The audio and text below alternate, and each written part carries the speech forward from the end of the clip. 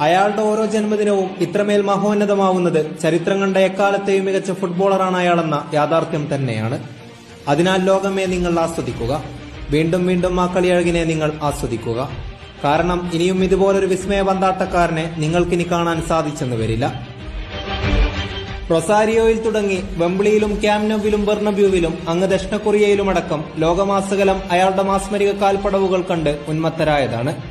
മഴവില്ലഴക് തീർത്ത ഫ്രീക്കിക്കുകൾക്കും കേവിംഗ് ഷോട്ടുകൾക്കുമപ്പുറം മൈതാനത്തിന്റെ പുൽപ്പടർപ്പുകളിലൂടെ മിന്നലാക്രമണം നടത്തുന്ന മെസ്സിയെ കാണാൻ എത്രയെത്ര രാത്രികളിലാണ് ലോകമൊന്നടങ്കം ഉറക്കമൊഴിച്ചത്. അലറി വിളിച്ചു കരയിൽ പ്രഹരം സൃഷ്ടിക്കുന്ന തിരമാലയും വീശിയടിച്ചു മിന്നൽ പിളർപ്പോടെ അട്ടഹാസം കൊള്ളുന്ന കൊടുങ്കാറ്റും അയാളുള്ള മൈതാനത്തെ ഗാലറിയിൽ ഒന്നുമല്ലാതെ നിശബ്ദമായിരിക്കുന്നു.